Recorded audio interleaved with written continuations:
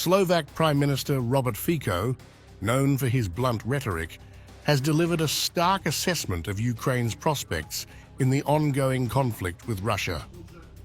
Speaking to Radio Slovakia on Sunday, Fico asserted that Moscow holds a decisive military edge, predicting that Kyiv will face painful compromises in any future peace negotiations. Highlighting his views, Fico declared that Russia would retain control over the territories it currently occupies, including Donetsk, Lugansk, and Crimea. He emphasized that Ukraine would only secure limited guarantees, warning that the road to negotiations would be extremely challenging for Kyiv. The future for Ukraine won't be pretty. Russia's military is unbeatable. When it comes to Ukraine as a whole, Russia will keep the territories it currently controls, thus Lugansk, Donetsk, and also Crimea. Some guarantees will be sought for Ukraine, but it will be extremely repetitive, extremely painful for Ukraine. But please, you see how it is.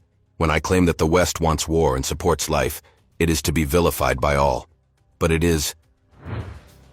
Fico also expressed skepticism about Ukraine's ability to improve its position on the battlefield or at the negotiation table, adding that Western strategies to prolong the war have only worsened the human toll.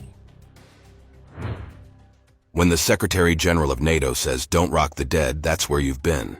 When you say "don't die," it says "keep on killing yourselves every day." Let us read 1,500, 1,100 dead people. Ukraine will never be in a stronger position during the negotiations. Never. The Slovak leader further criticized Western nations, accusing them of pursuing their own geopolitical objectives at Ukraine's expense. He alleged that recent US proposals to lower Ukraine's conscription age to 18 are part of a broader push to sustain Kyiv's military campaign. And then when I say that the West wants war, everybody grabs their heads. What am I talking about? What's US President Biden's business in drafting 18-year-old boys to go to war? Do we know what we are talking about? Those who realistically observe the situation in Ukraine know that young people refuse to interfere. There are special units that catch young people in restaurants and recruit them into the army. This is no solution. The whole problem is that Russia is winning militarily, and Ukraine will never win this war militarily. Fico's remarks stand in sharp contrast to NATO Secretary General Mark Rutte's recent call for ramping up military aid to Ukraine. Rutte emphasized that strengthening Ukraine's defenses is essential to improving its negotiating position and determining its next steps toward peace. The front is not moving eastwards, it is slowly moving westwards. So we have to make sure that Ukraine gets into a position of strength, and then it should be the Ukrainian government to decide on the next steps in terms of opening peace talks and how to conduct them. While NATO supports continued military assistance, Moscow remains firm on its preconditions for peace. These include Ukraine's neutrality and recognition of Russian control over annexed territories, demands Kyiv has steadfastly opposed. Kremlin spokesperson Dmitry Peskov reiterated on Sunday that Russia remains open to dialogue, but blamed Kyiv for stalling peace talks by refusing to acknowledge the realities on the ground.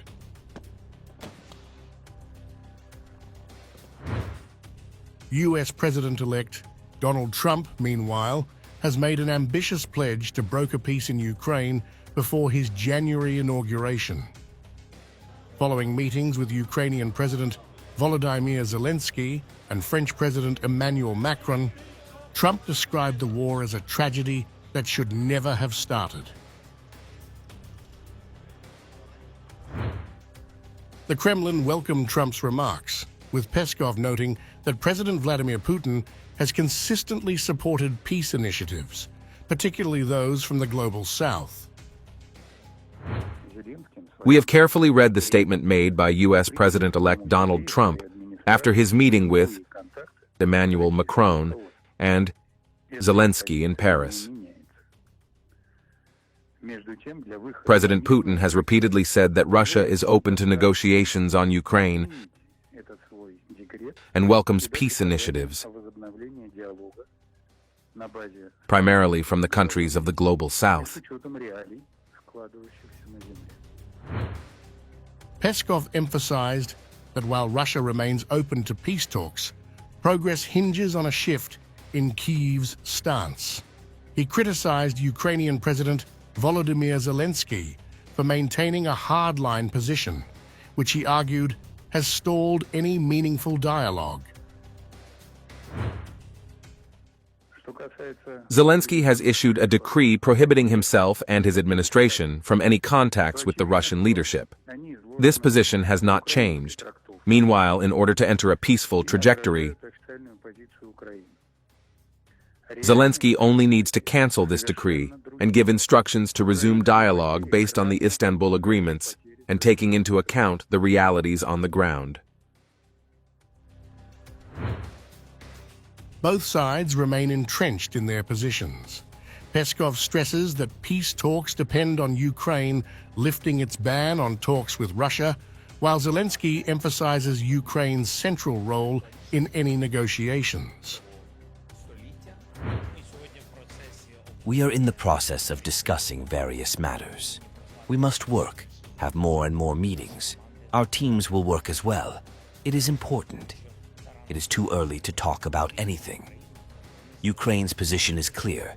It is very important that partners know our stance from us and not from someone else. Without Ukraine, this just peace or any agreements are impossible. Our partners hear this. I am very glad that they understand it. While Trump's proposed ceasefire offers a glimmer of hope, entrenched positions on both sides remain a significant obstacle to progress. As the human toll of the conflict continues to rise, the path to peace appears fraught with challenges, leaving the international community divided over the best course of action.